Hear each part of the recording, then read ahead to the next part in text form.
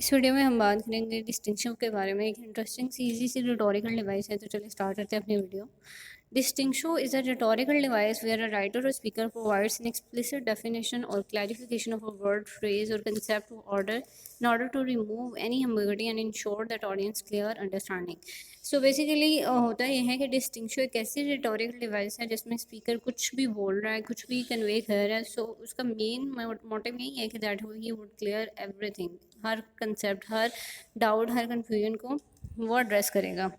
आपने अपनी स्टेटमेंट इतनी क्लियर और मतलब विदाउट एनी एम्बिगिटी बनानी है कि नेक्स्ट पर्सन के माइंड में कोई डाउट ना रहे, जो कोई क्वेश्चन आ रहा है, तो ठीक है। यानी कि आप किसी को क्वेश्चनिंग करने से पहले ही उसके डाउट्स जो हैं वो क्लियर कर रहे हो।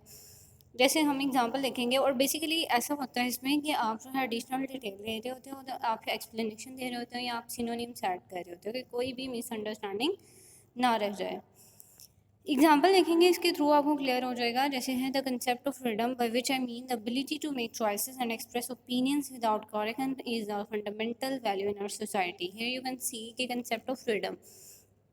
अब आपके माइंड में जो फ्रीडम की बात आती है, तो यहाँ पे क्या है, यानी कि कोई फ्रीडम को लेता है कि ये दैट यू आर फ्री, आपको किसी मतलब केज में बाउंड नहीं किया हुआ।